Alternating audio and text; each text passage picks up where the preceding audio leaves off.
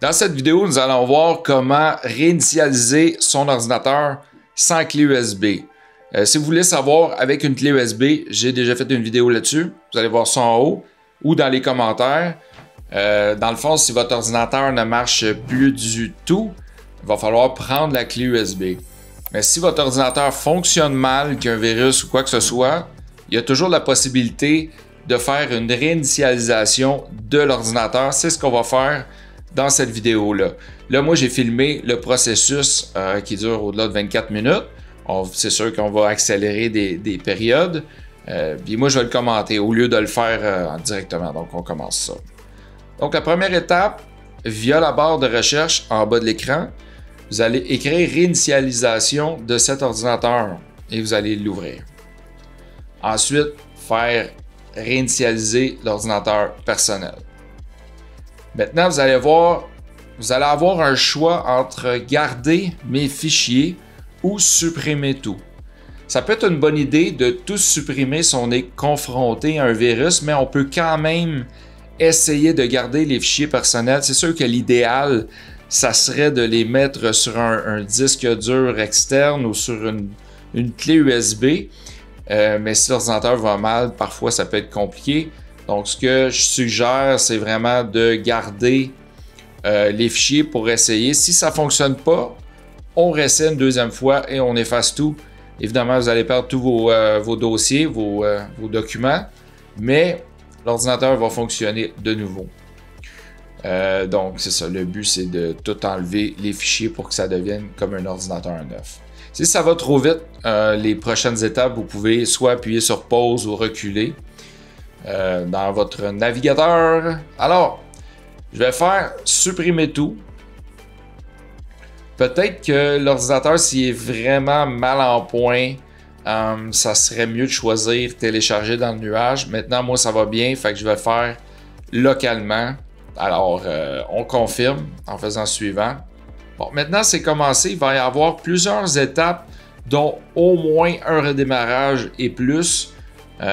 Donc, tout dépendant de la puissance aussi de votre ordinateur, ça pourrait prendre 15 minutes et plus. Moi, je pense que ça a pris 17 ou 18 minutes pour la première étape. Donc, vous allez avoir le temps d'aller vous faire un café. Comme vous le savez, Windows est maintenant gratuit depuis la version 11. Cependant, vous êtes obligé d'entrer une adresse courriel pour installer Windows. Vous êtes obligé de vous connecter, autrement dit. Dans le cas où l'ordinateur est à vous, il n'y a pas vraiment de problème, mais si vous voulez le vendre à quelqu'un, ça peut être nécessaire d'enlever toutes les traces. De toute façon, vous ne voulez pas que ça soit connecté à votre nom. Vous ne voulez pas que votre nom apparaisse sur un ordinateur que vous allez vendre. C'est bien normal. Donc, lorsqu'on sera rendu à l'étape suivante, je vais vous montrer comment court-circuiter le processus pour ne pas avoir à rentrer cette adresse courriel-là.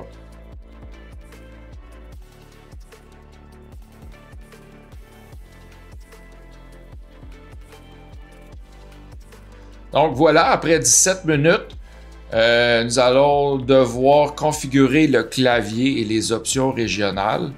Donc j'accepte les conditions parce que j'ai pas vraiment le choix. On entre un nom à l'ordinateur, on donne un nom à l'ordinateur. Comme vous le voyez, ça n'accepte pas les espaces. Donc voilà, un autre démarrage. C'est précisément après ce redémarrage-là qu'il va être nécessaire d'entrer une adresse courriel ou d'en créer une. Donc, si vous décidez d'entrer une adresse, vous pouvez passer à la prochaine étape. Là, si vous regardez sur la barre en bas de défilement, il y a des chapitres. Vous pouvez sauter un chapitre, aller au chapitre suivant. Sinon, si vous voulez installer Windows sans votre adresse, vous voulez le vendre, que, par exemple, que ça soit juste un nom, mais pas de mot de passe ou un mot de passe ou peu importe, un compte local qui appelle, ben là, vous faites les étapes suivantes. La première étape qui est très importante, je l'ai essayé, c'est vraiment de débrancher le câble réseau. Si vous êtes branché, c'est un ordinateur, une tour qui est branché sur une connexion Internet là, câblée, il faut débrancher le fil. Je pense pas, je ne l'ai pas essayé, mais je pense pas que si on est sur le sans fil, si on n'a pas rentré le code de Wi-Fi, Je pense pas que ça fonctionne, donc voilà. Il faut qu'il n'y ait aucune connexion Internet, ça c'est clair. Après ça, vous allez faire majuscule F10. Ça va ouvrir une fenêtre de terminal et vous allez écrire dans la fenêtre de terminal la commande suivante. OOBE, backslash ou barre oblique inversée, bypass NRO et ensuite vous allez appuyer sur Entrée.